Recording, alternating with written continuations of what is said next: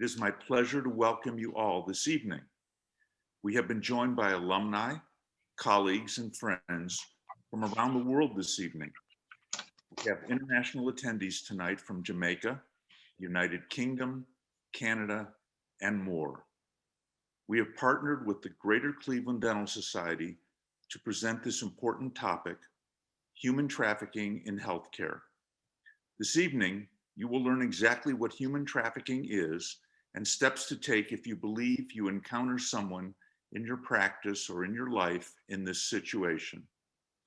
For those of you who are alumni of Case Western Reserve School of Dental Medicine, I just want to remind you that the Alumni Office continues to use these virtual platforms to promote programs that allow you to engage with the CWRU community, and they work to present information that you will find to be of great benefit.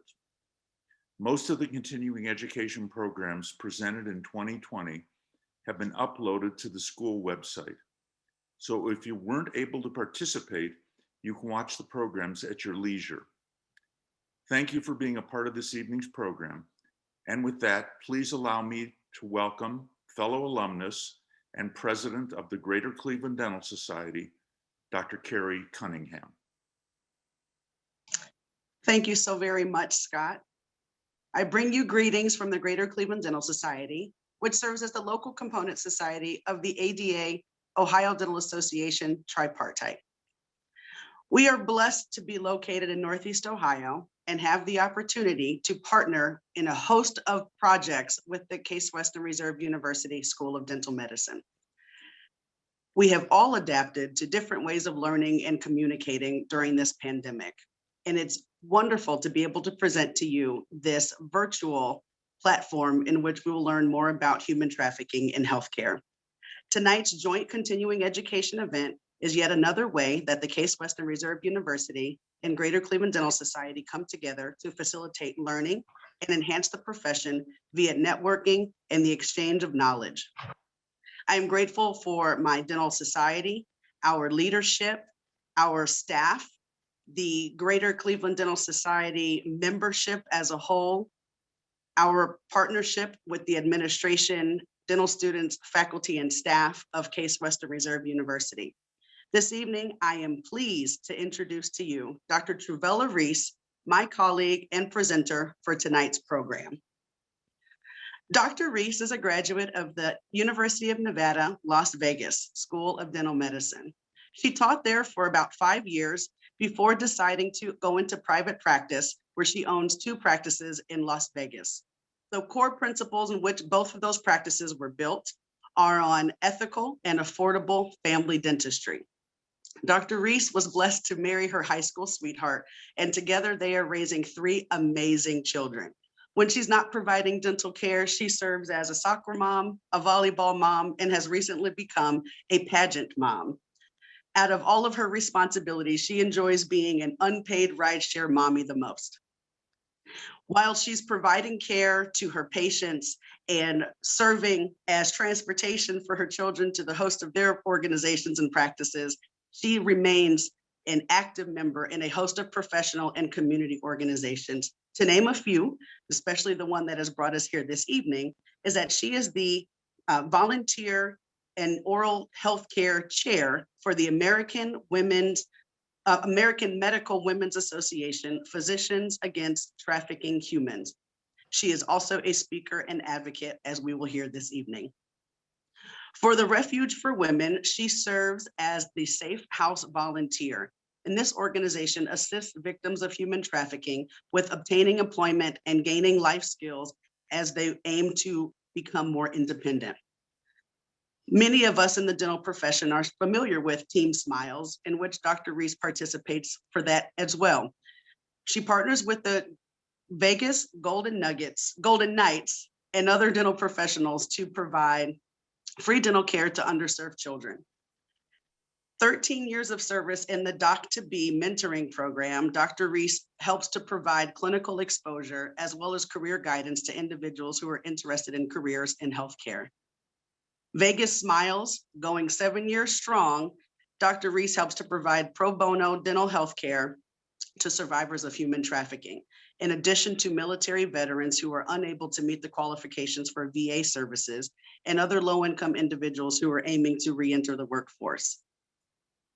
She has broken beyond the barriers and the borders of the United States and went international with her servant leadership.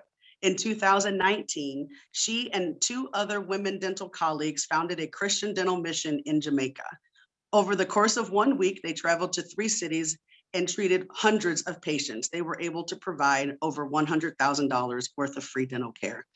A true servant leader and a dear friend and wonderful resource for the information we are going to learn this evening. Without further ado, I introduce Dr. Truvella Reese to speak with us all about human trafficking in healthcare. Thank you so very much for your time and welcome, Dr. Reese. Wow, Dr. Cunningham, I'm gonna need you to follow me everywhere. That's a good intro. I feel good about myself. So, like Dr. Cunningham said, I'm Dr. Reese. I'm based out of Vegas. I'm a general dentist, and I just do bread and butter dentistry. I first got involved, let me back up. Human trafficking came on my radar when I was a teenager. I have a first cousin who was trafficked for more than a decade of her life. My mom and her dad are brothers. She came from a 2-parent household. We went to birthdays together and Christmas. We were cousins in every sense. And in high school, she met the wrong guy and fell for him just hard. And she ran away from home and in and out of kind of a rough domestic situation. And no one really kind of knew what was going on, but we knew it was sketchy and he was sketchy until we were alerted that she was arrested for prostitution and she needed to be bailed out. And that's kind of where we were awakened to human trafficking. My first patient situation was around 2008, 2009. And I was working in a corporate dental office, and a woman in her mid-30s, blonde, beautiful woman, came in high as a kite, out of her mind, with a broken number 9. And the person she was with wanted it in and out. Can we get it done today so she can get back to work? And he was like, if he didn't get dressed by the pimp guide to fashion, I don't know who did. I mean, everything that you would think about someone who's a quote unquote pimp, he was down to the T. Paid for her services with a wad of cash, just the usual suspect in this case. And that's when I realized, like, I have no idea what to do in this situation. Like, I'm aware of it. The lady said she was just tired. She's ready to go home. She missed her kids. She had an 18-year-old and a 5-year-old, and she didn't really know her 5-year-old. And this is a conversation in the patient chair. Like, how's your day going? Is everything okay? And she's just kind of let it all out. But like, what do you do with that? And that's where my journey into what do I do with that began. And let me see. Am I clicking this? Who's clicking this? Me? I'm clicking this. All right. So most of this, what I'm going to talk about, comes from LIFT. LIFT is it's a human trafficking protocol that several organizations use, kind of just to keep everything streamlined, keep all the lectures and presentations covering the same factual data and in the same organized way. I was trained by American Medical Women's Association, as Dr. Cunningham said, and they have a team called Physicians Against Trafficking Humans. And what we do, doctors of sorts, I'm the only dentist in the team. And I approached them when I was trying to figure out what do I do in this situation. And dentistry was one of the organizations of medicine that they never really considered. But statistics show over 30% of trafficking victims report seeing a dentist while they're actively trafficked. That's a lot. a third of them say, I went to the dentist. No one's ever said anything. No one's ever done anything. No one's ever asked anything. And so for them, they found out that they had a void in their curriculum and the people that they were sending the message to. All of the courses and the CEs that they offered, none of them went into oral health care. And so they put me on. I was given a lot of information, but the oral health care stuff over the last few years I've had to put together on my own. A lot of my information comes from actually talking to trafficking victims. Like Dr. Cunningham said, I work at the Safe House for Refuge for Women. I'm also with Seeds of Hope through the Salvation Army. And as word gets out, more and more human trafficking organizations reach out, and I'm able to talk to the ladies and share a lot of things. I do a lot of job training and even occupational training, life skills training, and that's a whole different subject for another day. But this is a LIFT curriculum accompanied with stuff that I've had to put together over the years. And this is what the 4-hour presentation, it's normally 4 hours, but it's been scaled back grossly in order to accommodate CE time continuums and whatnot. So I'll try to plow through it and give plenty of time for questions. So there's several types of human trafficking. I focus only on sex trafficking and sometimes labor trafficking, but the other types of trafficking are forced labor trafficking, bonded individuals, and involuntary domestic servitude. There's child, and this is on the next slide, so you don't have to write anything down or remember it.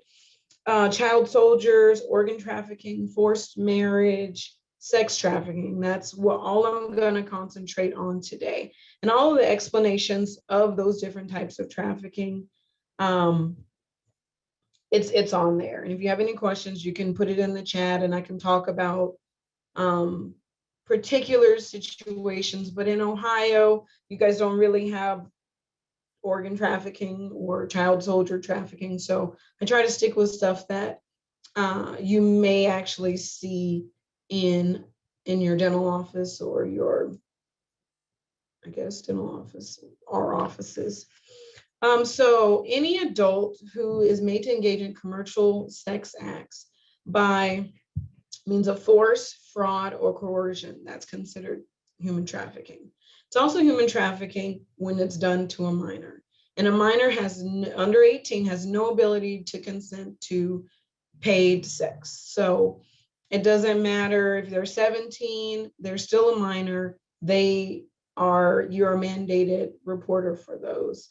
There's a fine line with adults in what's considered human trafficking, because you can be an adult paid sex worker and you can also be a trafficking victim. And those can cross over, depending on state lines, into what it's criminally charged as. And for example, in some states in the United States, the criminal organization, if you will, only allows women, boys, men, girls, whatever, to sell sex as an employee of a pimp, in which case that is considered trafficking because they don't have control over who they service, when they service, any of the pay.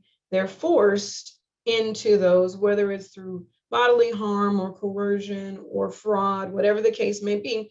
If someone is forcing you to do something and you don't have controls of the parameters of your sex services, that's trafficking. But you can also sell yourself. You can prostitute yourself, in which case you're not being trafficked. That's entrepreneurial. And so there's a fine line, and a lot of the times traffickers escape because the women are often involved in relationships and they feel like, no, this is what I'm doing to contribute to household finances. But the reality is like, if you don't, you're going to get punched in the face. If you don't, you will have some sort of bodily harm, or your kids are taken away, or some sort of punishment. So you do not really have an option. But when it comes down to the criminal act, that's where it gets, on adults, it gets really murky. And we can go into that later if there's any questions. We went through that one. This is that list that I was talking about of the different types of trafficking. One of which you'll see is involuntary domestic servitude. That's usually like the old auntie that's just been with your family since you were a toddler. A lot of times they're from other countries and they have no way to get back. They don't have any papers. They don't have any documentation. They don't really have any money. They've just always worked for this family. And they're unpaid, no way to get out is a form of trafficking. Child soldier trafficking, you see that in a lot of African cultures, Middle Eastern countries, where the kids recruited young are used as pretty much bodies in all of these civil wars. Organ trafficking, we've seen and heard about that. China, some of the Asian countries are very, very well known for organ trafficking. Forced marriage, child brides, and things of that. And then we're down to sex trafficking. One of the buzzwords for human trafficking is also like modern day slavery. And typically we'll look at slavery thinking, oh, cotton picking and sugar plantations and slave ships, but the sell and the currency related to the selling of people, the selling of byproducts of their servitude is still considered slavery. So these numbers are from like 2017. And at that point, it was estimated to be $140 billion industry. We're looking at over $200 billion in trafficking. And we're just talking about sex trafficking and labor trafficking, not child soldiers, not organ trafficking, but just those two. The reason that human trafficking is so popular is because with a person, you can sell them over and over and over. But with like arms or drugs, once you've sold that commodity, it's done. So now the people who used to be drug dealers have, broadened their horizons, and now they sell people and they make a lot more money. The average woman is worth on the streets about $100,000 annually. So if you're a pimp and you've got 3 or 4 women on the streets, you're $500,000 close to of obviously not taxed income. I don't think they pay taxes, and there's very little overhead. So it's a very lucrative business. Go through some myths. One of the myths is that it only applies to foreigners. And in human trafficking, with labor trafficking, you see like domestic servitude. Often this applies to the massage parlors, typically like Thai massage or the foot spa, 24-hour foot spa, foot massage places. That's labor trafficking all day long. And those individuals are usually lured here for the hopes and promises of better jobs or an opportunity to go to school. And they come from Thailand or Cambodia, or usually Asian third world countries. They get on a plane for their new job, and they're usually flown into New York City. And in New York City, it's like the mecca of that brand of human trafficking, in the labor trafficking, in the massage parlors. And they're bussed all over the United States for their new jobs. And they get there and they show up to Las Vegas, for example, and they are trained to give a massage and trained to do whatever else that is on that ticket as well, which is typically not what they signed up for. Giving massages, yes, but what do they call them? Drawing a blank here, happy endings and whatnots is outside of what they had agreed to. And that's when it becomes trafficking, because they're okay with the massages because they're paid some kind of labor fee, some little menial pay, and then they have roof over their heads, they have food. They usually live in the massage parlor, so you'll see a lot of busts of the massage parlors on the news, and the conditions are just like horrendous, worse than most livable conditions. 7, 8, 9 ladies living in something as big as my office, 24 hours a day. They don't have opportunities to go places, and they can't leave, because how do you get back to Cambodia when you barely speak English? You don't have any documents. You don't have enough money to go anywhere, catch a bus or a plane ticket. You don't really know how to get to the police station or call the cops. These women usually only get out of trafficking when they're no longer cute or healthy, or there's been a bust or a raid on the facility. One of the other myths is that it requires movement, and that would be smuggling. So smuggling is a crime against a country. It's a crime against borders. So I'm taking people illegally from one border to another. If I put a car full of folks from Canada into the United States, I'm committing a crime against Canada. But typically people who are smuggled want to be smuggled. It's very hard to like smuggle people who didn't sign up for it. And they're lured into it because it's got to be better than where they've come from. Whether it's like El Salvador, they're having some kind of cultural war, civil war in their country, they're usually requesting or paying to be removed from their country. When they get here, it becomes trafficking when the plan changed. So yeah, I thought I was going to come here and, I don't know, go to school or whatever I was promised, but haha, joke's on you. Now that we've got you here, you don't have any documents, you don't speak the language, you will now pick strawberries for the rest of your life until you're no longer able to pick strawberries, in which case that's labor trafficking. Or you now belong to Bob's pimp service, and now you service John's until we're done with you. You escape, you run away, or he's arrested. So that's another thing, like you have to be moving from state to state or country to country. You can be trafficked in your own backyard, and that comes to, I think that's next actually.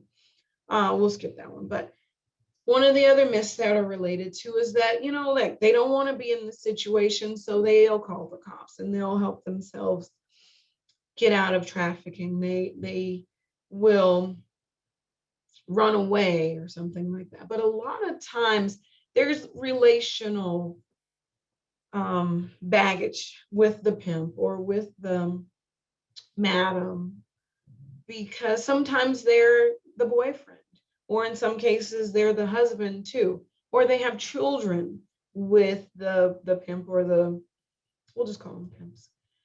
And that makes it a lot harder to like run away, and you have a 2-year-old somewhere in the mix. Will you see your child again? Will you cause harm to them or your family? If you're being prostituted or trafficked by your uncle, he knows where you live. He knows where your kids are. A lot of times they've been beaten, or they've been tortured, or any kind of like psychological damage. This is what I'll do if you ever try to escape. And it's been reinforced with, you got beat up several times, and now you know what he's capable of or she's capable of. So they don't normally snitch and say, hey, this is happening. because they're fearful of what would happen to them later, or they're fearful of what's going to happen to the folks still at home. And sometimes it's just safer because you know at least his limits, but you don't know what happens if you end up out on the street with nowhere to go. You really only have one skill set. What do? It's not like you just enroll in community college and start a new life. Sometimes it's not as bad. It's bad for us. I'm a dentist and I'm got kids, and I just, some of the things that I've seen firsthand working with trafficking victims, I just couldn't imagine it for my dog. But from where they come from, this pimp's better than the last one. And he wasn't so bad. So they're not typically running to the cops. And this is the number one, not in my backyard. And definitely it's in your backyard. It's in your shopping plaza. It's in your face. That's one of the kind of buzzwords in it. It's like in plain sight because it's going on at your dental office. It's going on. One of the cases here in Las Vegas was there was this multi-million-dollar neighborhood. Each home was like $3-4 million, and they ended up having a raid, and it was a trafficking raid. And this guy was the pimp, and he had 7 or 8 ladies in this mansion. And I'm by no stretch of the imagination, I mean mansion. And only did one of the neighbors, and they lived there for years. One of the neighbors was like, this is weird. Like, I see all these men coming in and out of the house all days, all nights, but I never see anybody else, just a chain of people coming in. And it was like a full-on brothel indoors. Women, everybody had their own room, and they were just servicing clients all day and all night until someone said, this is weird.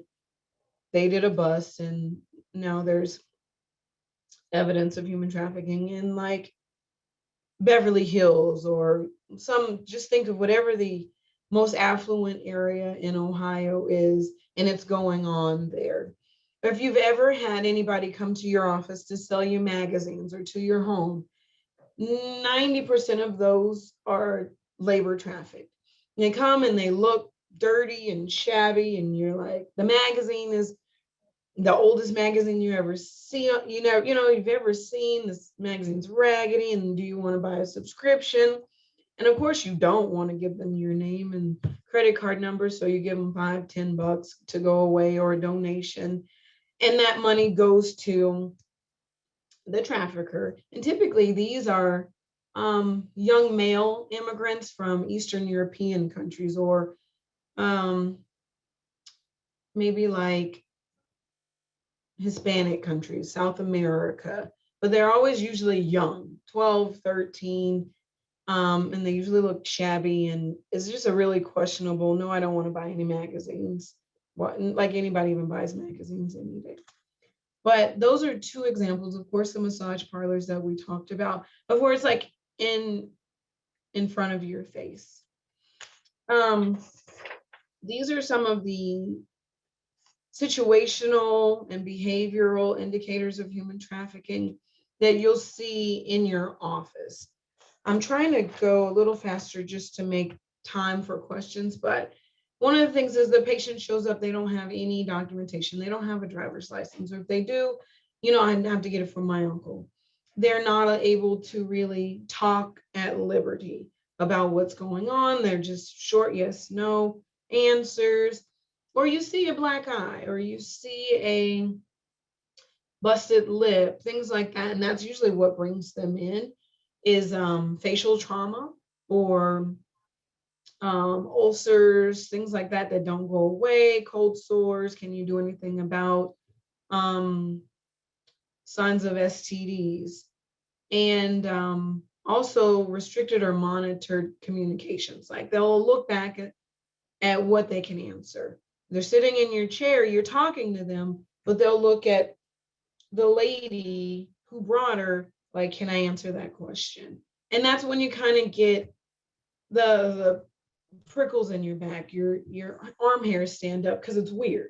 It's weird and it's uncomfortable. And that's that gut self, your inner self saying, something's weird. And that's when you start being like, I'm going to pay more attention to what's said and what's not being said, and get more information.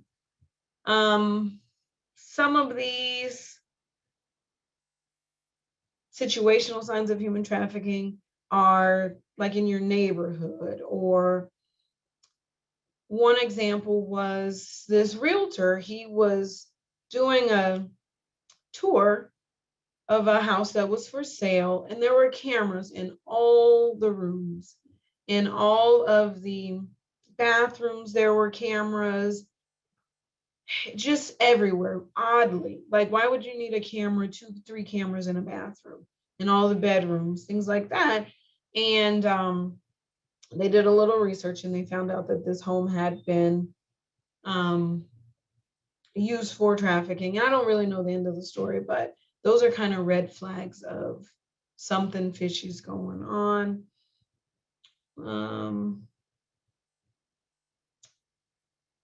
The overcrowded or unusual substandard living conditions, that's like in the massage parlors and things like that. The last one, the victim doesn't handle money directly. Payment for your services obviously coming from a third party who often pays in large bills, directly cash in that cases. These are statistics. These are older again. The hard thing about human trafficking statistics is that they need to be reported. It's not something that you can really put out a survey and say to all the dentists in America, and they'll fill it out. Like, you can't send this to people and say, hey, on a scale of 1 to 10, how many of you guys have been to the physician's office? So these are all reported after the case, or in mandated reporter situations where these statistics come from. So depending on state by state, region, country of origin, they will vary all the time. This is a little slide, a graph of where you're seeing these people. In the forced marriages, this is global statistics. It's 15 million girls usually. So you're thinking India, you're thinking China, things like that. That's where you're seeing most of that. In the forced labor exploitation, that is globally. That's like we talked about in the massage parlors here in the United States. We talked about even strawberry harvesters and migrant farm workers. In the state imposed forced labor, that's the prison system. And those are, and this is debatable and this is political, but should prisoners be monetarized? Should they be forced to make license plates and then the states get to sell them? Or should they be forced to make auto parts or whatever labor that they are forced to do? They're paid maybe 20 cents, 30 cents an hour for that. And that's why I said it's political. Everyone has their own opinion on, well, they're in jail, they belong to the state, but at the same time, they are humans. And then this other one is forced sexual exploitation. Who's at risk? And like I said, anybody can be at risk. My cousin, first cousin, mom and dad are married. She still was trafficked. She went to school every day. She wasn't a runaway. She wasn't a history of sexual assault, just a girl who got caught up with the wrong guy. And he played on her vulnerabilities. You're so beautiful. You're so much smarter. In the high schools, you'll see them playing on the loner kids. They're preying on the ones who have really no connection to extracurricular activities, or, they're coming and going, or impoverished or whatnot. In this list, the greatest risk factors are history of child sexual abuse, foster care, and homeless youth. All of the other ones are minor, but typically LGBTQ communities and homeless youth, because they don't really have a lot of advocacy, or they feel like they don't have a voice. They're easier preyed. Homeless, obviously, because they don't have any structure, any residence, they don't have a solid means of room and board. So on average, 28% of homeless youth have said that they've engaged in selling sex for either a roof over their heads or food. And this is youth, so they're trafficked. So whoever is selling them for sex or buying sex is committing a crime. Oh, here's this. The statistic I just said. LGBTQ youth, 7 to 8 more times likely to trade sex for a place to stay. A lot of times they've been kicked out of their homes. They've been runaways because their lifestyle isn't accepted. They don't feel like they have a place to go, and they've been preyed upon by anybody and everybody.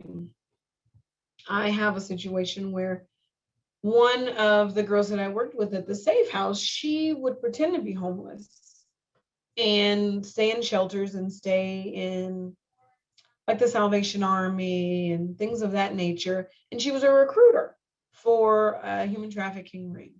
And so she would say, hey, you know what? I do know a place where we can go, and they've got food and showers, and it's safer than here, and it's clean. And she was recruiting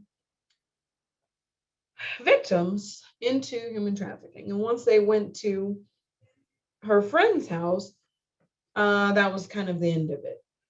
And now they are owned. And she was,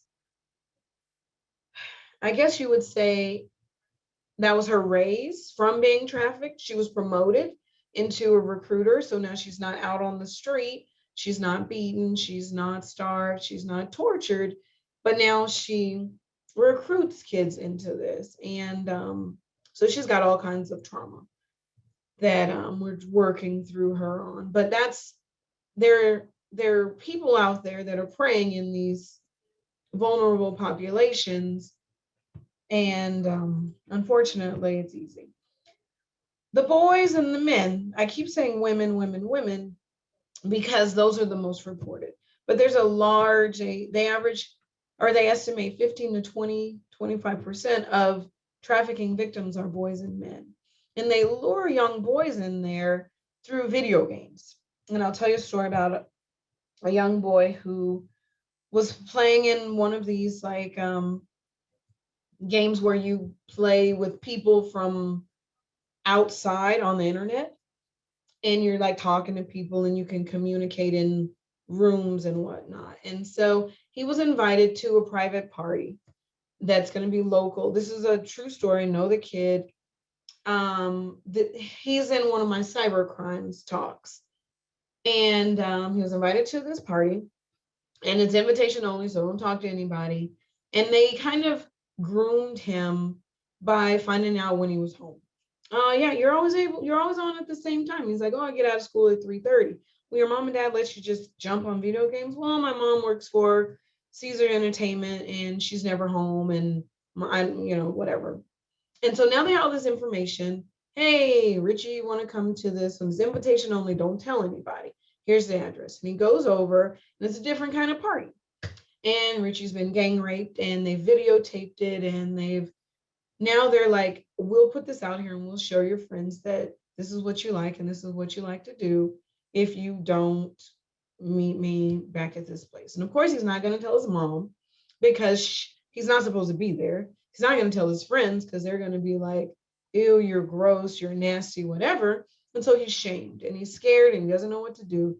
And so now he's part of okay, I'll do this, just don't tell anybody. And they're like, oh yeah, this one last time. Well, I mean, it's not just one last time. And now there's new situations that he's forced into through the stigma that he will face as a male in this, having, been sodomized or whatever the case may be, or whatever he's forced to do has been held over his head. The traffickers, however, look like anybody. I could be a trafficker, you could be a trafficker, and by you, I have no idea who I'm even looking at, but there's no real profile. You can be male, you can female, young, old, it doesn't matter.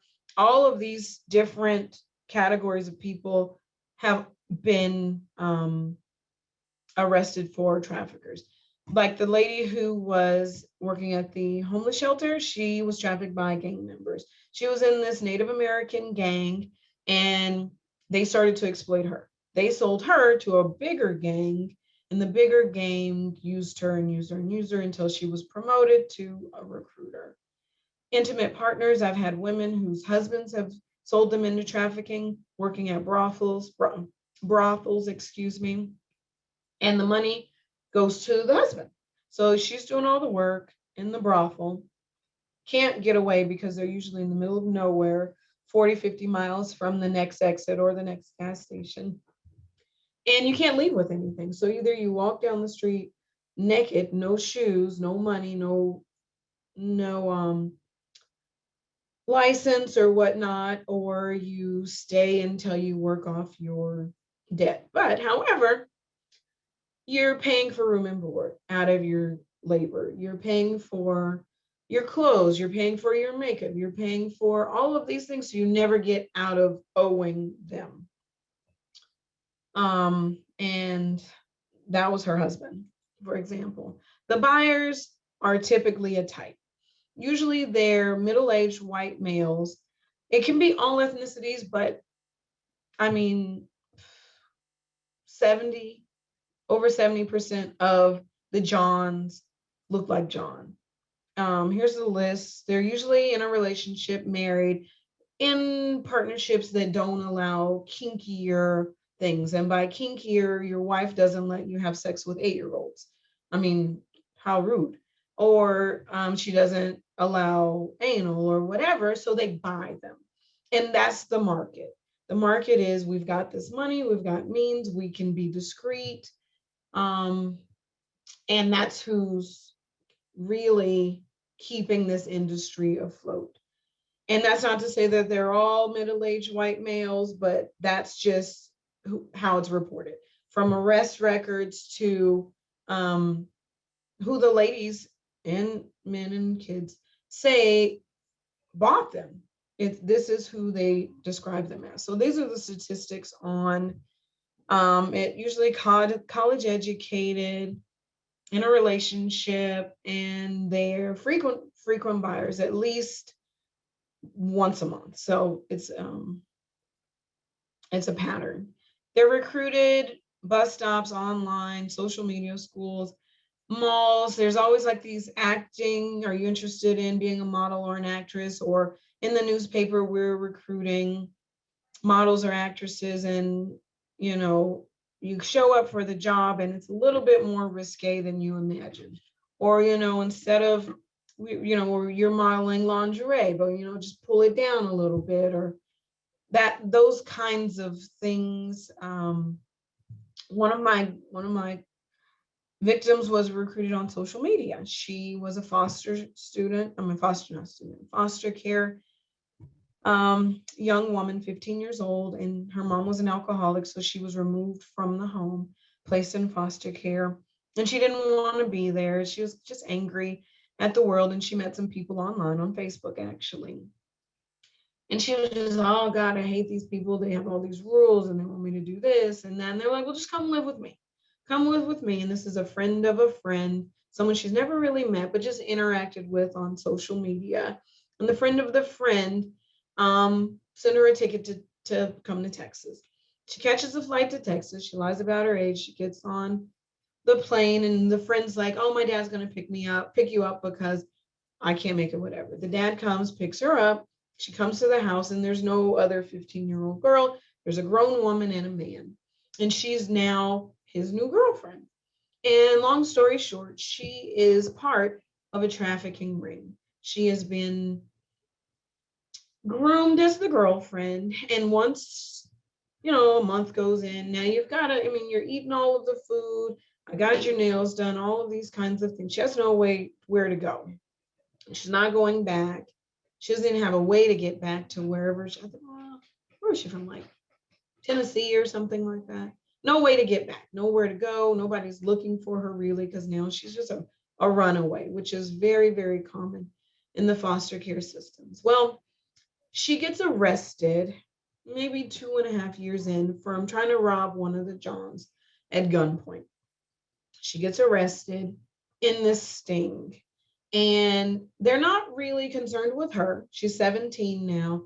They want him, the pimp, who they know is running a trafficking ring along the West Coast. He's got girls from Seattle to all the way, well, Texas is not on the West Coast, but Seattle, California, and also in Texas, Oregon as well. And they want him. Anyway, if she will turn him over, they'll clear her record. And now once she turns 18, there won't be any history. And so she agrees, and that's how she ends up in the safe house. And he, at that time he was arrested, had 35 women, girls working for him, human trafficking victims that they were able to identify and rescue. And by rescue, it's like, okay, you're free to go. Best of luck. And some ended up in programs like Refuge for Women, and then some ended up just, I mean, you're 22 years old and you have really no skill set. So a lot of them end up back in prostitution, unfortunately, because you don't have a high school diploma, you don't have any means of earning an income other than what you know. This is kind of a snippet of trafficking in the US. I'm not going to go into it. You can kind of read it on your own. This is the most significant statistic on here is that typically we think the movie Taken, they're just snatched off the street and they're sold to these people, and that's how they enter trafficking. And that's like less than 10%. Yeah, it happens, but usually you're lured into it by your boyfriend, a significant other, someone you know. And that's like the biggest portion of it. And then the other ones are like, you know, LBGTQ, LBG. I'm sorry if I messed that up, but no one sold. I just trying to go fast. But mostly it's people you know luring you into trafficking. Very, very few. The smallest of it, and the smallest minority, is actually kidnap, abduction, or force. Okay, coercion is usually the number one. Physical abuse, yes, but mostly it's like, if you don't do this, I'm going to tell. Shame is the number one method. Mind control, fear of other people finding out what you did, especially young girls. You know, you sent somebody a dirty picture and they're going to send it to everybody if you don't do ... And that's how they're lured into it. And I'm talking like high school girls, middle school girls, because they don't want, you know, the picture that they sent out shown to anybody. This is a continuum of how people are lured into these types of trafficking. And it's all a power control model. You're more than welcome to read this. And if you have any questions, I'm happy to answer it. Okay, what you came for, what we're seeing in the dental office. Some of these things on here are slides that I use when I'm talking to nurses and physicians, and I wasn't really able to edit them because they're already typed up. So I just kind of pirated them from my big lectures. So like, I'm pretty sure you guys aren't doing vaginal exams. So you can kind of skip that. I'll focus just on oral health care, but in here, these are the things. So if you're ever interested in doing these kind of presentations, this is the scope that you're going to talk to. So you will sit and talk to physicians and med students on how to do an exam on someone who's in there for trauma, emergency room residents, programs and things of that. This is trauma-informed consent, how to talk to someone about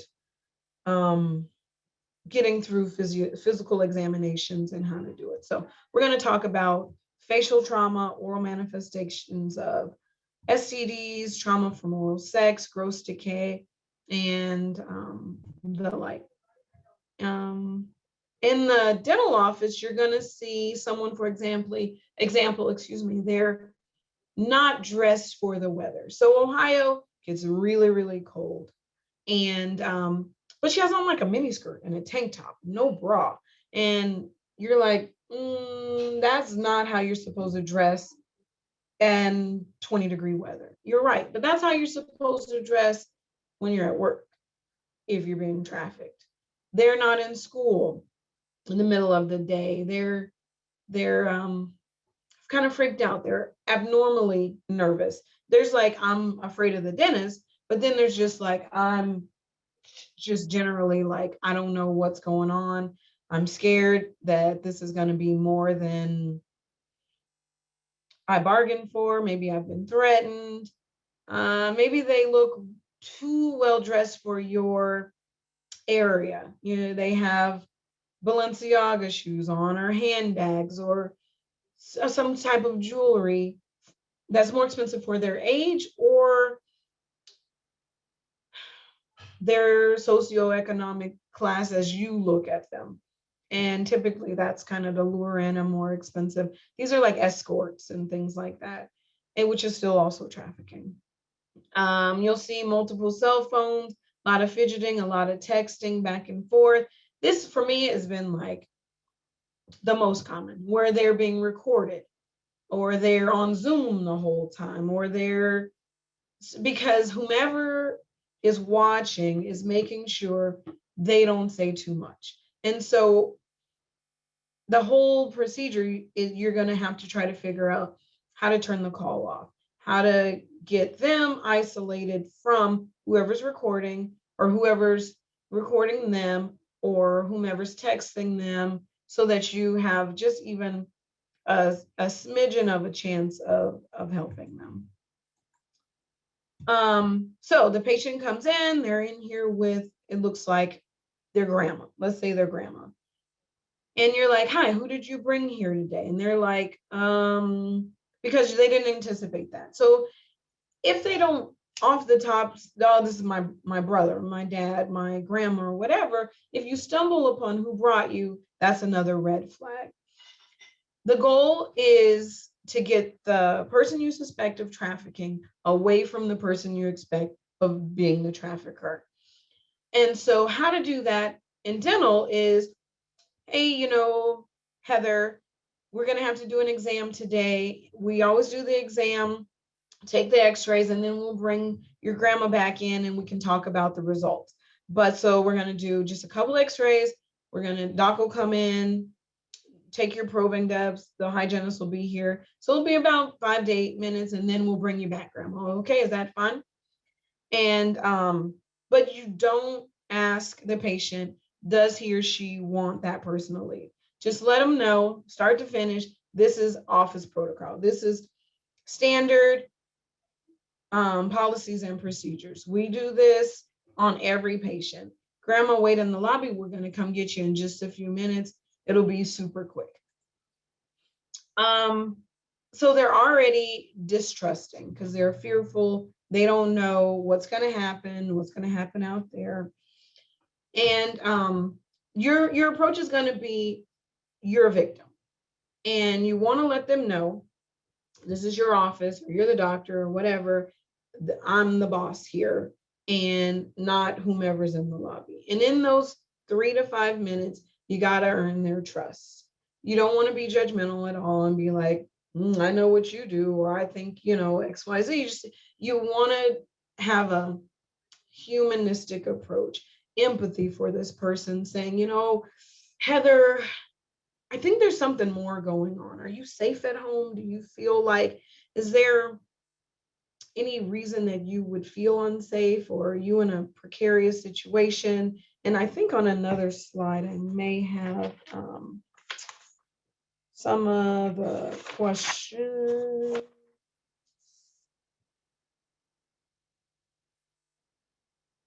On another slide. But the point is, you've got to get them alone. And once you get them alone, you have a small window to befriend them. This is the privacy, educate, ask, respect, and respond protocol. This is what we teach. This is what we're teaching in universities, whatever, you're going to report the risk factors. You're mandated, anybody under 18, whether they report it, you think it, you feel it, you're mandated reporter. And that whether that means on the spot or you've documented, you've got the phone number, you're calling Child Protective Services or the police, depending on what your rules are by state. Minors, it's mandatory. Otherwise, you run the risk of being arrested, sued, whatnot. Any of the sensitive topics in your cases is going to be a lesion that you found in the mouth, why this is an oral manifestation of herpes, why this is an oral manifestation of another STD. These are things you're going to talk to the patient, if you can, alone. That's why they brought them in. You know, I see that your lip is split and your tooth is broken. How did this happen? Are you feeling safe? Are you scared? Do you need help? All of those things happen in that window.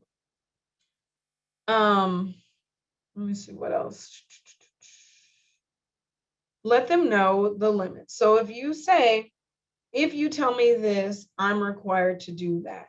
Let them know. Like if you say you feel unsafe and your kid, I'm going to have to tell somebody, just so you know. But you want to say it in a way because we want to help you.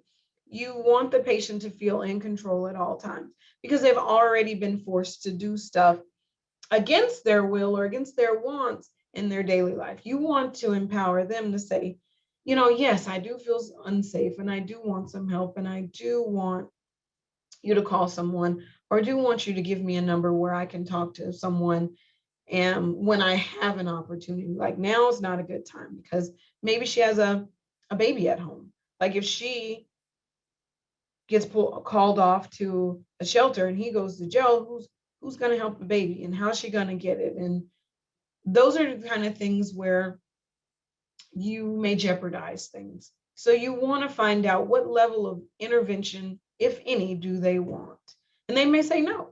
They may say this is not a good time or XYZ, and that's fine. Like I said, if you tell me XYZ, then I have to get help because this is more than I can handle alone. That means law enforcement.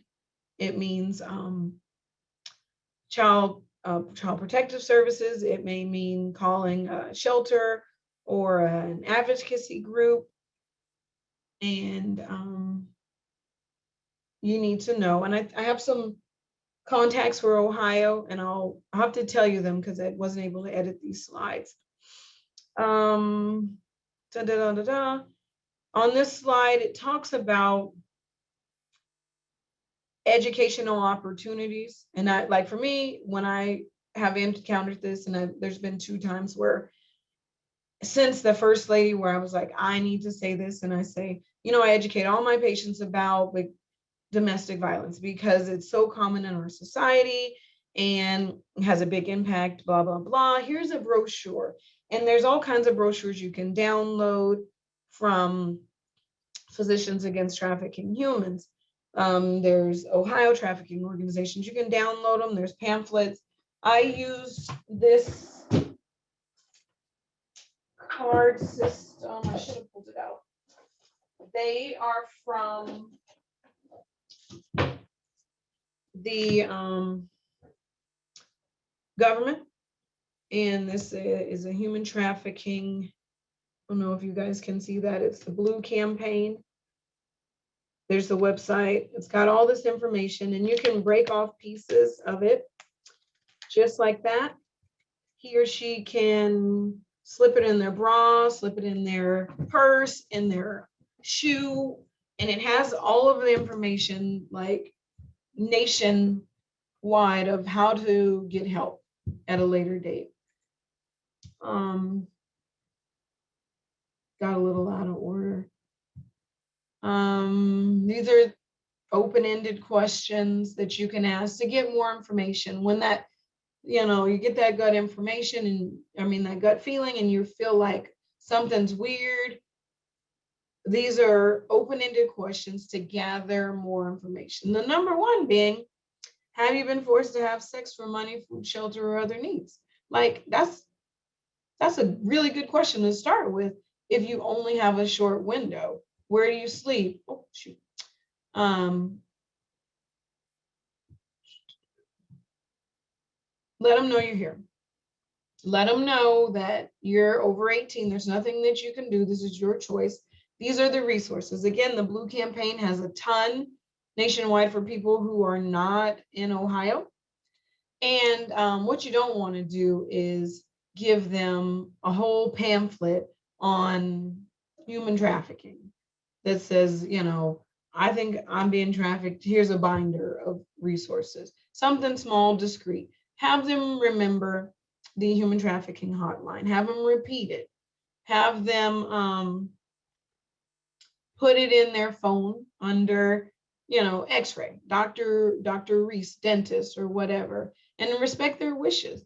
If there's a procedure, like you're going to do a crown, call and follow up. Say, hey, Heather had her crown today. I just want to check and make sure she's not still sore. The anesthesia's worn off. Is it okay to talk to her? Hey, Heather, did you remember the things we talked about today? Is everything still okay? And that these are just going to be follow-up questions to what you've already primed her for. Hey, I'm going to give you a call back. We did a quadrant of deep cleaning or whatever. I'm going to call you today, or I'm going to call. And these are the questions. The yes means you need help, or no, whatever your code is going to be. And you need to decide ahead of time, so it's not on the fly. You're talking to your team and you're saying, in these situations, when you think this, if you see something awkward at the check-in desk, I need you to tell me immediately so that we can start the triage of what we're going to do. Is this a minor? How old? Were you able to get a driver's license? Is the paperwork filled out? You can also include on your paperwork, do you feel safe at home? Is there, are you being harmed? Whatever you want, you can add it to your new patient paperwork, and that's a yes or no that you review with the patient in privacy. And that may be an opportunity. However you want to handle it in your own practice, that's going to be how you set it up. But these are just kind of some guidelines to help you. I don't have that in my health history, but I always talk to the patients about, is there anything that makes them feel unsafe at home? Is there anything outside of today's appointment that they want to share with me? And I emphasize that if it's weird, and you already have your assistant saying this is weird, your front desk, your office manager, whomever is saying, hey, something is going on. And I actually had a lady from another mommy dentist business group who reached out to me, called me on the phone and was like, this is going down in my office. She's out of Texas. And she's like, I suspect from your talk, this is going on. This is a red flag. This is and this was like 2 weeks ago. And she was right. This was an active trafficking. Unfortunately, it was an adult, so she couldn't really do anything, but she was able to get them a follow-up appointment because it was like bleeding in the gums or something. Obviously perio, but it was interfering with work. And so she needed to do a deep cleaning and a follow-up and blah, blah, blah. So the patient is coming back and she did follow up. So she's primed them for that situation without alerting the trafficker of her motives. Because if you get one chance to like piss them off and then that's it, you're never going to see that patient again. You may cause them inadvertently physical harm, psychological harm, or harm to someone else. So you're not the hero at all. You don't have to like barricade the doors or jump out and be like, you're not going anywhere because I know what you are. Your job is to plant the seed. If it's a kid, call the cops. call the cops and call CPS or whomever you need to call based on your state. Otherwise, I mean, number one, guilt. It's going to be on your conscience that you didn't do anything. And number two, it's your job as a healthcare professional. And I think you all should remember that from dental school. Ask if you can get their phone number so that you can, give them a phone call. And double check on them. And again, involve social work. In dental, I told you this statistic about almost 30% of them saying they saw a dentist. I know, for example, the lady who came to see me, I didn't know what to do. And I knew beyond a shadow of a doubt. She told me she's got a pimp outside. That's one of however many people who went to the dentist. And several of the girls that I work with say, I've been to the dentist. I went to the dentist. They never asked. And could they have helped? Yes. And in some cases, no, but you can plant the seed. This is about mandated reporting, craniofacial injuries. In your documentation, you need to document what you think, what you saw, pictures, x-rays, detailed description, because this is going to be legal documentation if it goes forward. This is all this information you're going to be responsible for reproducing that information. So you need to take pictures of those lesions. The palatal petechiae in a 8-year-old. We know in dental school what that usually is an indication of sexual trauma. The evidence of STDs on a 6-year-old. That's, you got to call somebody and you got to call them immediately. You've got to document and you need to take copious notes of everything that was said in there. And then this one, familiarize yourself with local resources. What are the housing opportunities for people? What are there legal assistance? Is there a refuge in your state, in your city? Is there a Salvation Army? Seeds of Hope is a nationwide organization, and they help women in domestic violence, but mostly human trafficking situations. Get that information, write it down, have a little notepad in the front. So if you're in the situation, you can give that to the people. What does the shelter only take minors? Does the shelter take women and kids? So that you're not trying to Google this stuff on the fly. I know exactly, well, prior to this I didn't, but I know exactly who to call. Nevada Partnership for Homeless Youth, that's NIFI, that you can be a safe house for that. For homeless youth, they can come, they can seek shelter if they need it, make a phone call, get a drink of water until they figure out their next stop. You can register your office to be a location like that. And then they see those in the bathrooms and they see these at the bus stops, safe places to go to seek refuge if they need it. The blue card from the Blue campaign, I do recommend everybody order these. This was back ordered in 2019. I don't know if it is or if it isn't, but they come, I remember I showed you, and it's like hundreds. You can just put a pack and it's free with it. There's no cost at all. You need to have an education. I can send anybody this information and you can talk to your staff just on some particular bullet points, what to do. The first number that I put on there is the human trafficking hotline, 888-373-7888. You're going to drill this into whomever you suspect of being trafficked. You're going to 888-373-7888 because you can call it at any time, 24 hours a day. They'll track where you're from the number you're calling, and they're pulling resources at the same time because they understand you have a very limited, the survivors rather, have a very limited window of escape. What else? Oh, this is just a little bit about what I do. I speak on cyber safety. I do these kind of seminars for boys and girls groups, sports teams, whatever. And I talk about cybersecurity and parameters. And I'm happy to talk about that too, on how to keep your kids, if you have kids, safe on the internet. And then I'm in the safe house on Wednesdays. And then I treat pro bono survivors of trafficking. This is information where it's all been received. I can give you the sources, I can give you articles, whatever information that you'd like, just email me. And again, if you don't remember anything from this presentation, I need you to remember the human trafficking hotline, 888-3737-888.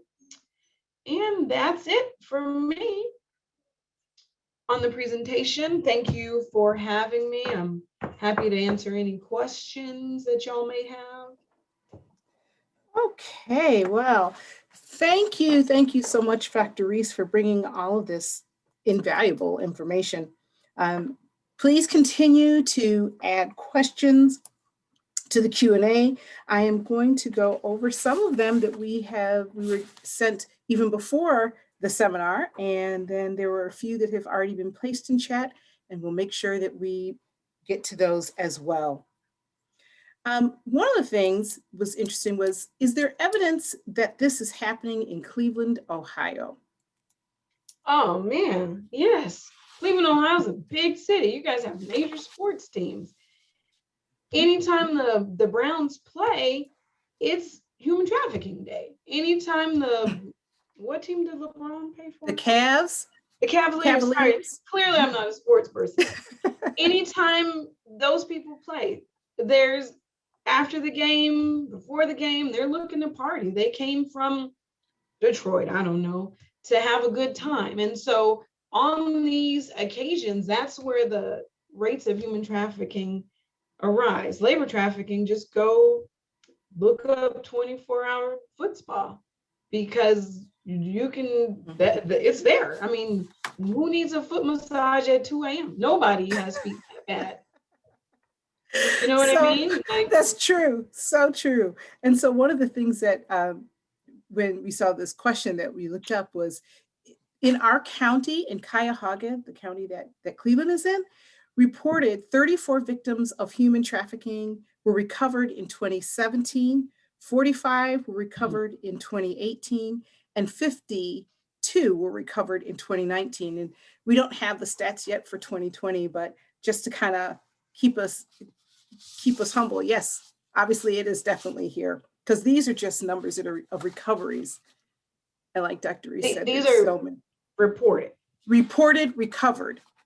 Exactly, yes. Which is the lowest number that we could report. Right. Actually, so my cousin, nobody reported it. She's just home. Mm-hmm. She's just home. Like, she doesn't count, but I mean, she was a prostitute for a decade. So that's the point. There's a ton of unreported that we are not. Tons, thousands in Cleveland alone.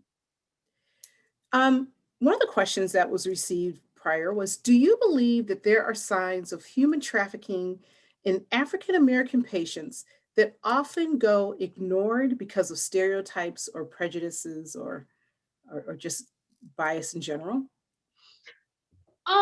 Definitely. I think that having been a Black person for a long time, there's a lot of prejudices that people assume about you. Just maybe you're more promiscuous. Maybe there's, multiple baby daddies, or you're uneducated or whatever. And so in all aspects of healthcare, there's been studies that have shown that African Americans, especially women, receive poorer healthcare than other ethnicities. Mm-hmm. And that's in from check-in to check-out. There's so many things that get unexamined or unreported or not taken serious. So there's a lot of internal bias that we have culturally. Like, if I was with the pimp, nobody would think anything of it. You would just be, oh, that's her man. But because she was older and blonde and blue-eyed, you were like, oh, that's inappropriate. But it would be assumed that, I must be, because don't we date pimps kind of thing. And I think it's that internal bias that is perpetuated in all branches of healthcare. So to answer your question, yes, I can see that happening just from having lived almost 50 years. So one of the interesting questions that came up is, what about nail salons? I know we were talking about the massage, the foot massage places, but what about nail salon workers? Are you finding that there's trafficking or hearing that there's trafficking in that profession as well? It's labor trafficking, but they're usually aware of what they're going to do. They're not you know, you're coming from Vietnam, you come from Thailand, you've been invited by someone that either you know, they do nails, they whatever, and they come and go. Like very rarely do you go to the nail salon and you know, they don't go eat lunch or whatever, but they just disappear. Do you know what I mean? Like you can have a full conversation, may not be a great conversation with your nail tech, but she'll tell you, you know, I came here and, you know, with my cousin and I'm from Thailand or somewhere. And, you know, that's what I do. And before that, I did nothing, you know, and they're usually, I wouldn't say indentured servants, but they have to pay off their room and board, their plane ticket, their nail school, all of those things. So they're trafficked, so to speak, in that industry until they kind of break even and then they're earning their own money. Okay. So the next question is kind of interesting. Do you think male dentists resist asking or even reporting trafficking because they're fearful that if by chance they're wrong, that they've opened themselves up to a sexual harassment charge? I think they would probably tread lighter on it. And I think typically they're not as observant of the signs. And I think that's just because you don't want to be looking at a girl in the skimpy clothes and you don't want to comment like, why don't you have a bra on? You know, or why, you know, just you don't want to be seen as a dirty old man. So you kind of shy away from any kind of conversation that would allude to you being a dirty old man. So you probably don't mention it to your assistant until she brings up, you're like, yeah, I thought that was weird too. But now it's too late. You know what I mean? And the conversation needs to be had from the front to the back so that they're not uncomfortable. Your front desk, your wife, or whoever's in the front, they saw this exchange from the beginning. Like, it doesn't start in the back office. It starts in the front. The red flag starts in the front. The front desk tells the assistant. The assistant should tell you. And so if you feel weird, that's why we're priming this conversation ahead of time. So it's not you're the first person to say something, you know, as a male dentist of any ethnicity, because now you feel weird about it, but someone's bringing it to you. So now you, as kind of the top of the totem pole, can do something about it. And then it's not so weird anymore. But if you're not having this dialogue ahead of time, then it's going to be like, on anybody, it doesn't matter, male or female. When that happens, you're just like, crap, she told me and I didn't listen. Right. So what percentage of people suspected of trafficking actually say yes when you ask them the question, are you safe at home? Or, you know, do you need help? Or one of those questions, how many of them actually answer yes? And I think that many people, or I would imagine that most people might be a little too afraid to say yes, at least the first time that you approach them.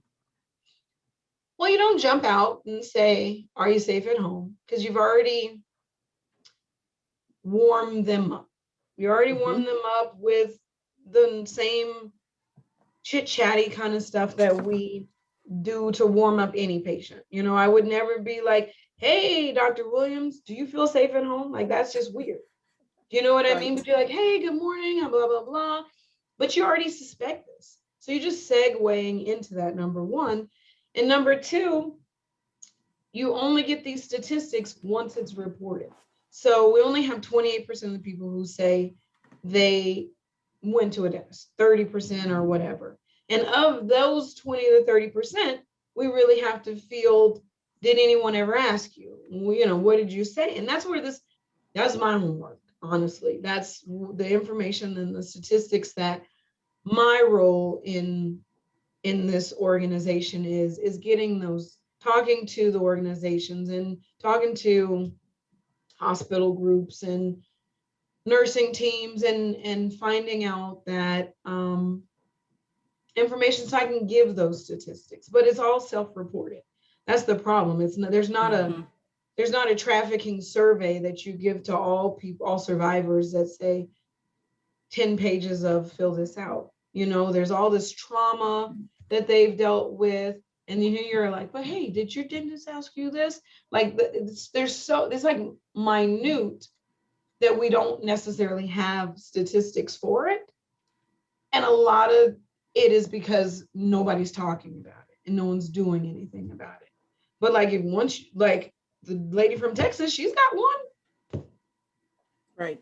You know what I mean? And she's just one person randomly who was in a CE, but it's going to come across everybody's chair. So the next is a combination of a couple of questions that were very similar. And it really is asking about safety in general. And so one of the questions was, do you think it's likely that the victims are easily overlooked or not even noticed because of our busy schedules? You know, we get backed up, we're kind of boom, boom, boom, this chair, next chair, next chair. And also, is it likely that you or your office staff would be reluctant to report because of fear of your own safety, fear that whether it be that, you know, the pimps are rougher kind of customers and that they may come after you if they find out that you were the one that gave the information? How far kind of do you push that letter before you open? Well, there's some inadvertent risks that you take. No one's ever reported the pimp came after me because I gave her this information. A lot of the information is just sowing seed. The number of the human trafficking hotline, they're going to call when they're ready. They're going to call when they're safe. Your job is to provide that information. And unless they say, I want you to do something right now, you just got to get them the information to whenever they have the opportunity, they can do something about it. Because you're not the hero. You're not the human trafficking police. You're a dentist. Stay in your lane. But you need to be educated, just like domestic violence. You tell Dr. Williams, hey, you don't have to get beat up and you deserve better. And she goes home thinking she deserves better. Where'd you get the idea? Well, Dr. Williams, he's not going to come fight you. You see what I mean? Like, they're not going, we have this fear from television. TV. Yeah, of all of the what ifs that stop us from potentially saving a life. Like, that's all you're trying to do is help somebody.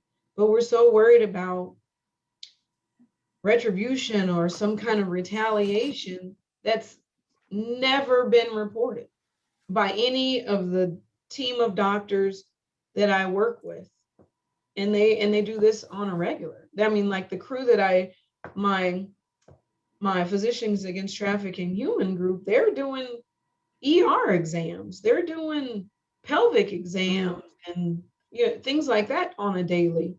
They're psychiatrists and whatnot. So they're in the thick of it every day. And nobody's ever been like, I'm gonna kill that shrink when I get my hands on them. So it's a very irrational fear, but you just have to be wise. That's why you're not barricading the door and jumping out of she knows when it's safe. He knows when it's a good time to call. Mhm. or when they've had enough. Sometimes it's when they had enough. It's true. So besides herpetic lesions or lip trauma, what are some of the other oral indications of abuse and or sex trafficking that are out there that we should be aware of and looking? Well, we talked about the palatal petechiae, and those are signs of like oral sex trauma. There's chlamydia Mm. that has oral manifestations. It all goes back to oral path. I used to have the pictures in my slide, but I can't find it since my computer updated. This is not my normal lecture, but again, my normal lecture's like 4 hours. But there's, what did I say, chlamydia, of course, there's herpes, there's I'm drawing a blank. I can Those are the take. big ones. But those are the Yeah, big I'm, ones. I'm sorry, I'm drawing a blank because I usually have the slide cheat sheets.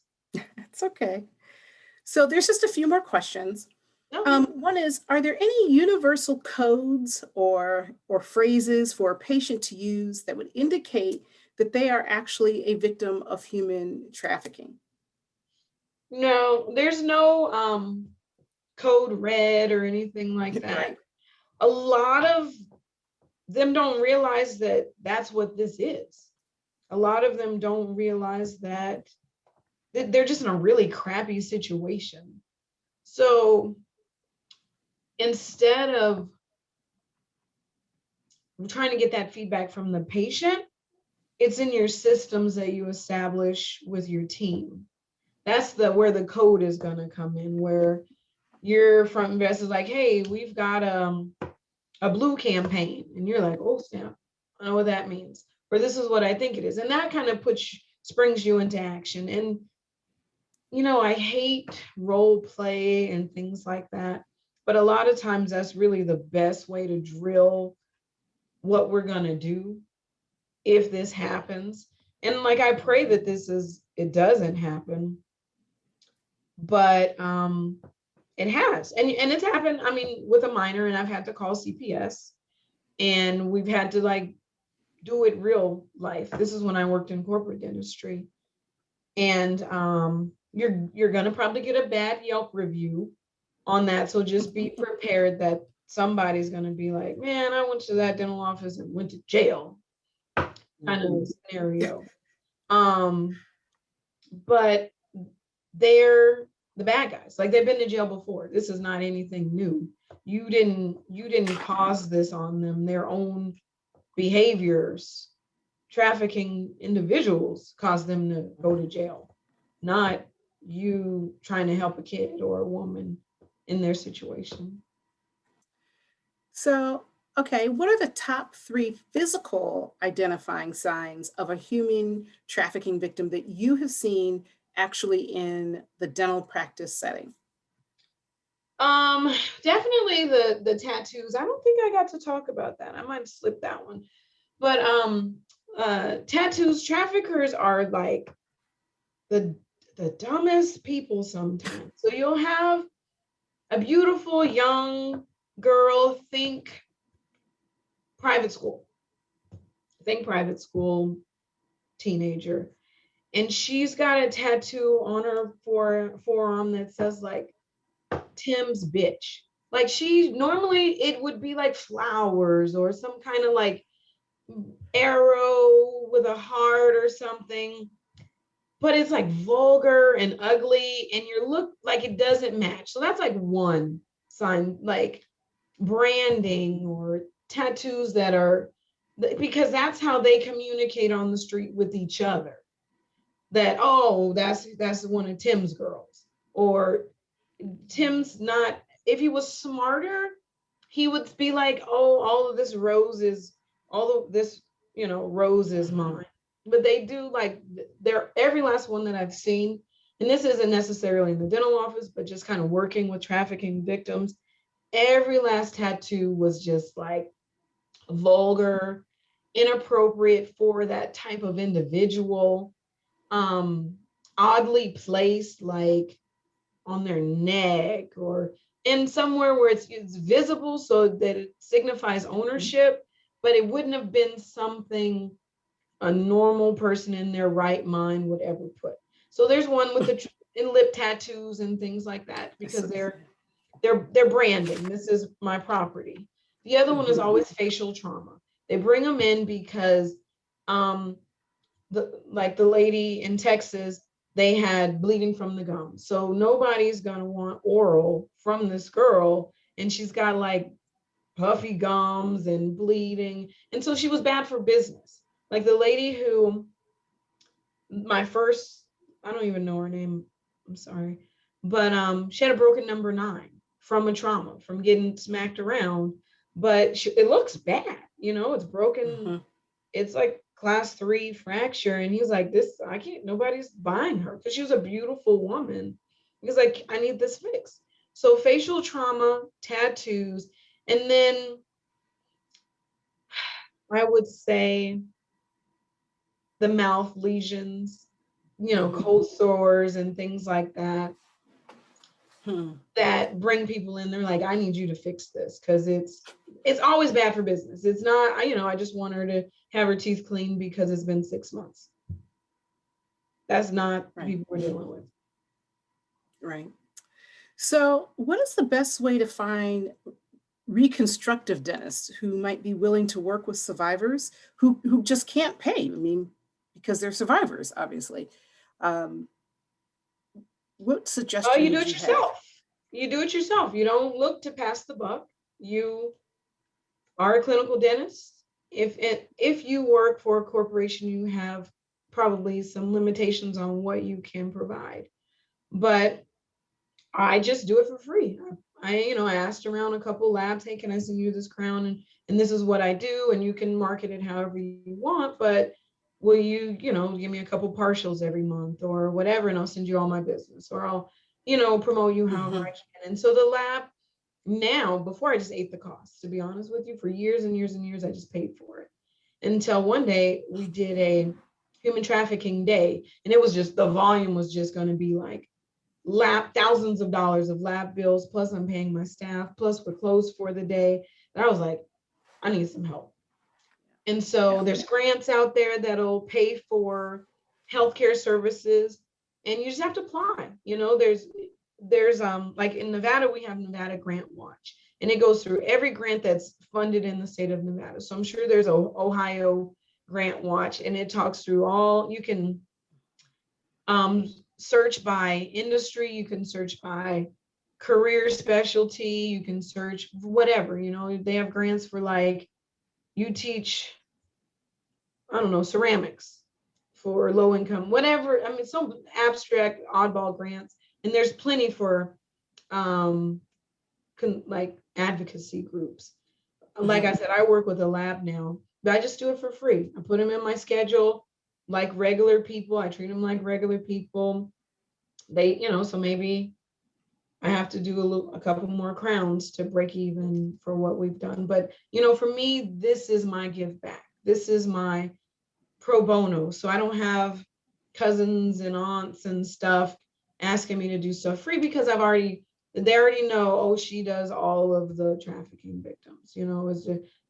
There's no more free for anybody else. This is where my community service goes. So that's what I would really admonish you guys to do is do it yourself and not look for, they don't need restorative. They just need a crown number 4, or they need a partial, or maybe their denture got thrown away. Like, it's not every now and then it's like major stuff.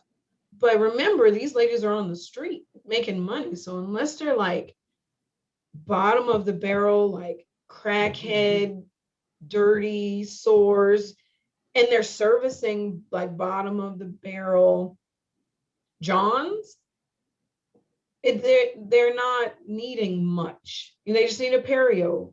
You can do that. They haven't had healthcare while they're getting clean. There's like, I've got a meth case, and it's going to be a lot, but she's not going to get a job. At some point it's your humanity, it's your, Hippocratic oath, it's your, I don't know, your why. whatever you put on your dental school essay, now it's time to like do it, like I always wanted to help the community. Well, this is your chance. Help them. Do it. Yeah, might be a big case. You can decide what you're comfortable with. I do it all. Doesn't matter what they look like. The ladies just schedule, and it's just, God gave me this opportunity to bless, and I make a lot of money on other people. So there you go. So you talked about the business cards for survivors. I think that they were the blue cards with that, right, with hotline that can actually provide direct and immediate help. Yep. So as we're struggling to find the younger people, especially because they don't necessarily self-identify as victims, where is a good place or good places, good locations that we could leave those business cards, as well as those that you said, like you have in the office and you would, break off a little piece or break off part of it to give to them if we're in the office.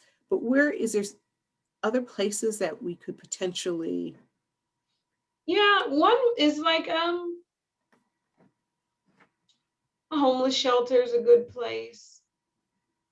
Boys and girls club kind of things, because where they're finding people is not typically, it's high schools, things like that, where there's a lot of resources. They have programs about trafficking at a high school, but maybe not so much at a homeless shelter. Maybe not so much at trying to think of who may not have this information. Quick care places like quick cares and things. I don't really think that unless you've had the proper training, it's almost like giving somebody a business card. It's gonna either just sit there or get thrown away. This is more so for people you feel are vulnerable. And that's how I've used them, is vulnerable populations, things like that. Okay. So do you think that the peer training has been really an effective tool for healthcare professionals, at least if nothing else, to help us recognize the human trafficking victims? Or? Oh, absolutely. We are who they're seeing. Like this is the 30% of those people went to a dentist who, for the most part, was not trained. I've spoken to, I don't know, I would say 6,000 dentists already, giving them a similar presentation of what to do, what to say. Now, whether or not they act on it, this is Monday morning skills. This is, I went to the CE, and then that's what people are always like, oh, I want something that I can implement on Monday. On Monday, you can have a human trafficking protocol in your office. Put it on your website, that you're trained in XYZ. People will be like, oh, that's interesting. I mean, it's whenever I say this is what I do, there's people are like, oh, well, tell me more. Not that they're trafficked, but they're even unaware that there's a need like that. But if you've got over 1,000 dentists in Cleveland and everyone has received this kind of training, and 30%, let's just say 30% in any state have gone to the dentist, well, you can save so many lives that way. Just putting the information out there, giving people a way out. You don't have to be the way out. You don't have to drive them anywhere or put them in your car, but just giving them the tools, snapping off a piece of one of these cards, put it in your shoe, look at it later. Giving them the 888-373-7888. I mean, it's so easy to memorize. Once your team knows it, anybody, and that's even if they're like, I can't take anything because I'm stripped at the end of the day. At some point, if you're able to call this number, you will have the help you need. I guarantee. You can call it. Just call and ask them. I mean, it's not like a sting operation where they're going to show up at your house and, you know, helicopter you out. They'll say, this is what we do. These are the services. This is what we have in your area, so that you know. I mean, I've called it to find out what it says, who it says. It's not, I mean, they're not inundated with phone calls all day, every day, like Southwest Airlines. They're just as necessary. But I mean, it's in all of the airports, the bus terminals. If you see those signs, it's, you know, they're on the back of the bathroom stalls, they're on the airplanes now. It's all the same number. The same number I'm giving you is the same story. Everybody's saying the same number, the same message, because it's growing and it's affecting. My daughter goes to a private school here in Las Vegas, and there's a human trafficking ring. And we are paying $15,000 something a year. And so are these girls who are being trafficked.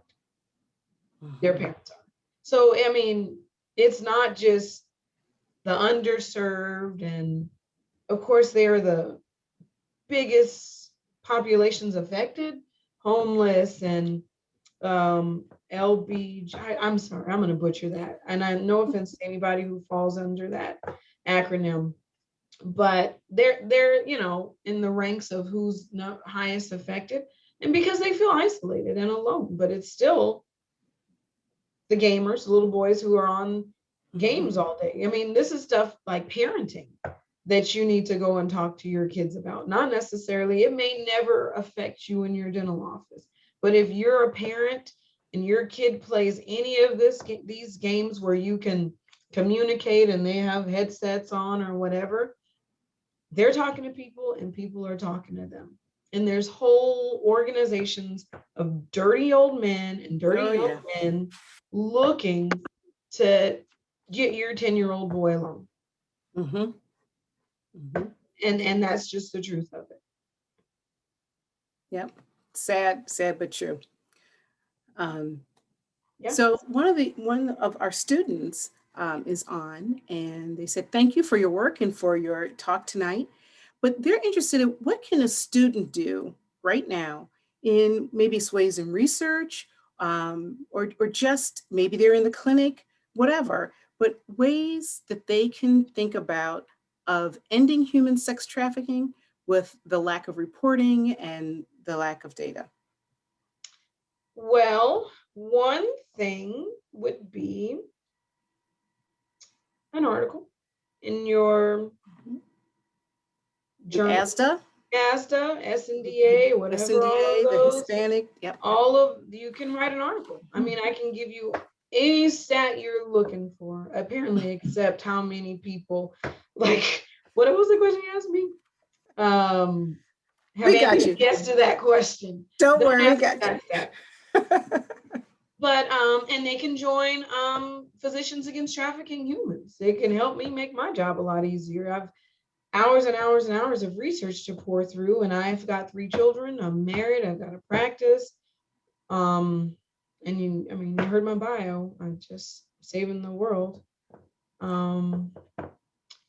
But there's all kinds of stuff. You can learn how to give this presentation, and you can give it in your lunch and learn.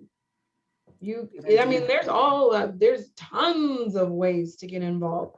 You can volunteer at a local safe house. You can facilitate. I know most dental schools have like some kind of volunteer day where they either bring kids in, or whether they bring in veterans, or it's a veteran clinic, or maybe there's a grant from someone who passed in your class and they some kind of outreach. You can create one for this population and reach out to groups and say, hey, on May 10th, this day, we're providing pro bono dental care, and Henry Schein's going to provide lunch and blah, blah, blah, just like you would do for any other group, privileged group, whatever. And you can set that up.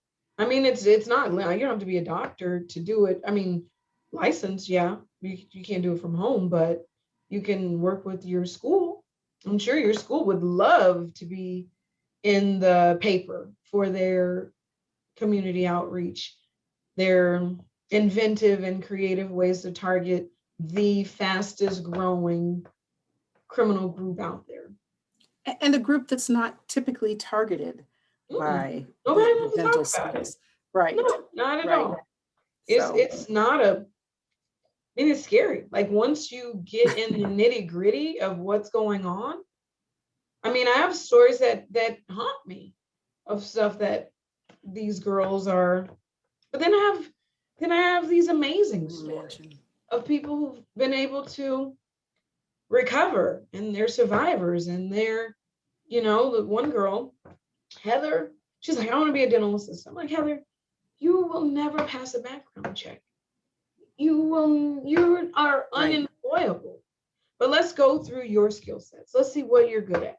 And then I was like, you know what? When I think Heather, I think about all those creative meals you've made every time and this. And I was like, what about culinary school? You can forge your own path. You don't have to have a degree to be. What about meal prep? I mean, there's all of these industries you can go with your palate and with your incredible skill set. And she went to culinary school. And she said, no, thank you, no. Saying, hey, Dr. Trudy, I just appreciate you being honest with me. Not wasting my money on dental assisting school and that. And she's got a job at, what is that place? I keep wanting to say Macaroni Grill, but it's not. It's, I don't know, one of those like chain restaurants as a line cook. And then she's gainfully employed. Like her last job was blowjobs and stuff in the backyard. Like she doesn't know anything else. So, I mean, there's so many ways you can help, even if you tutor so they can get GEDs. You don't have to be in the safe house with like I am, because it's not for everybody. It's not for, I'm like crazy with my own kids because I'm like, no, you're not going there. Nope, you're not going to that mall. Nope, who's this person? Nope. Who's driving? That's right. Exactly. But I mean, you can teach GED. You can teach basic math facts. You can teach, I mean, I've done everything from how to read a bus map to how to grocery shop. Because a lot of these women don't have occupational skills or life skills because they've never had money to go grocery shopping. Well, and if they were put in this situation at a younger age, if they are taken from their parents' home as, preteen or a teen, they haven't had to use, those kinds of skills or develop them. Nope. So the next question comes from someone says, I'm not a dentist. I'm a regional sex trafficking navigator in Maryland. And they say, we are the way out. But how do you suggest helping victims that don't believe they have any self-worth? Our victims are also very fearful of the medical system in general, just because they've often been abused by authority and they see the medical system as authority. Any suggestions on how to handle that? Can you repeat the actual question part? So the actual question is asking any suggestions on how to handle that fear of authority that is often kind of projected onto the medical community or medical system, anybody in the medical community or medical system. And any suggestions I think they're asking for suggestions for us as a provider. How can we ease that fear to even kind of crack and start them to trust and to be ready to look for us for help or listen to us for help? It's the exact same technique you use for someone who has white coat syndrome or someone who's afraid of the dentist. That same way pedo is going to get someone to open up. This is not a learned skill set. I didn't learn compassionate communication in this training. But we all have, to some degree, the ability to get people to do what we want. And we're not, in most cases, putting them in a papoose. We're gaining their trust. And this is no different. And you're gaining their trust and you're saying, Dr. Williams, I feel like there's something going on. I know this is going to be a weird conversation because I'm your dentist, but I genuinely care that maybe you're not safe at home. I feel like my gut, I'm listening to my gut, and I feel like maybe there's something more, and I'm here to help. I have limits.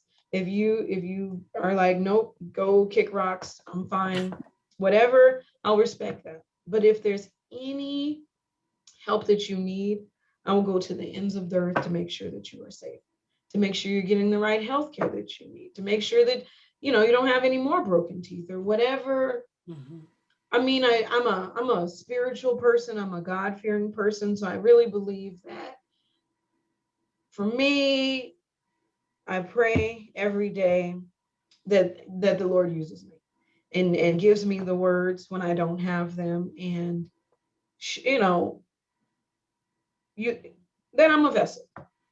And so the times that I've had to talk to people, whether that's in the dental chair or in the safe house or the whatever, they've been abused. There's, trafficking victims that have been picked up off the street and raped by cops, like on the way to the police station, or forced to do sexual acts on the police officer. So they don't have to. All levels of authority have abused their authority. Mm-hmm. And so our job is just to break through that shell and let them know. And they may not know the first day. Bring them back. They're at the dentist for a reason, and almost everything except comp exam requires some sort of follow-up. I doubt they're there for a routine prophy. So if they need a deep cleaning, we got to bring her back in 1 week so we can, I don't know, squirt some Paradex in there, whatever. It doesn't have to be the truth. They don't know that that's not, protocol for scaling and root planing is to come back the next week and polish. Mm-hmm. Nobody's gonna snitch on you that you did FMD and now you're gonna do irrigation or something. It doesn't have to make sense. You need to check the bite for this filling or whatever, but get them back in your chair so you can follow up and be like, hey, I've been thinking about what's going on. Have you thought about what's going on? We got to take a new x-ray of this after we did the cleaning. No, not really, but Mr. Trafficker doesn't know. She's not going to say anything because she doesn't want to get hurt. So I can pretty much guarantee, excuse me, that the conversation didn't go, the lady, the dentist was so weird. She was asking me how did she know I was being trafficked? Like, they're not going to say that because it's going to be bad. Like, well, what did you do? Why would you, you must have done something to alert her to any of this. No one's going to say a word. So use your same tactics that you used to get someone to open up and let you do the exam to open up. All right, so we have two actually quick questions and then that will be it. The one was, do you have any insight on how COVID and quarantine could have affected trafficking? I just have statistical data. One of the things is the number of reported cases in elementary schools and youth groups and sports teams and police reports have decreased significantly because they aren't meeting. Are home. Yeah, because they're at home. And so one of my girlfriends, she actually is on child crimes for the local police department.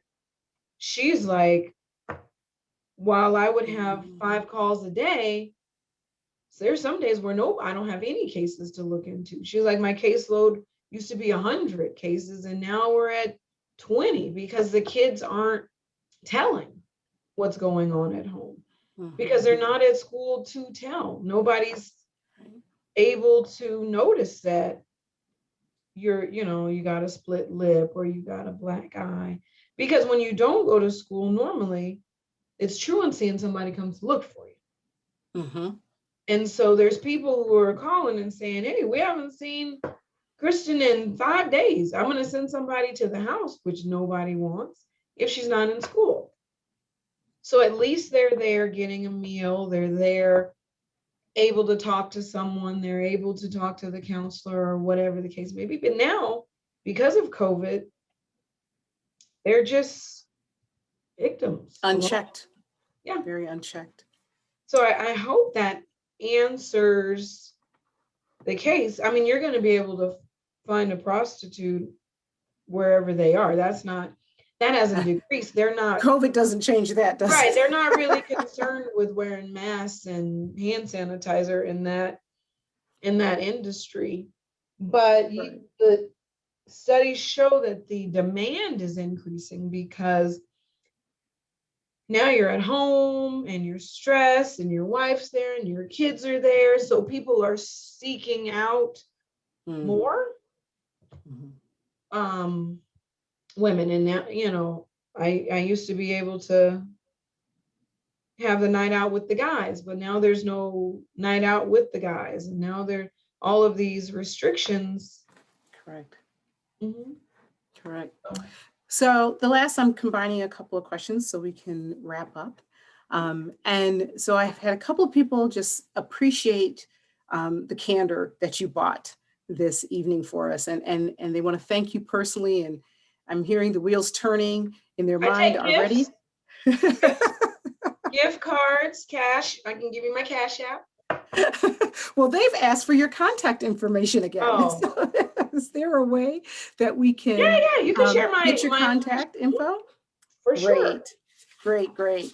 I do want to remind everybody that if you asked for CE credit for this evening, your certificates, you should receive them within the next 30 days. And with that, I want to thank Dr. Trudy for coming and talking to us. And again, I too thank you for the candor that you brought. And I'm a mom of 3 boys, so I'm with you. It can get a little crazy, and thank you for taking time out of that schedule to bring us information that is just, not something that we typically think about, but we really need to put that in front of our radar a little more. So thank you so much. And thank you for all that you do. You're welcome. You guys are very welcome. All right. Have a good evening, everyone. Bye. Bye.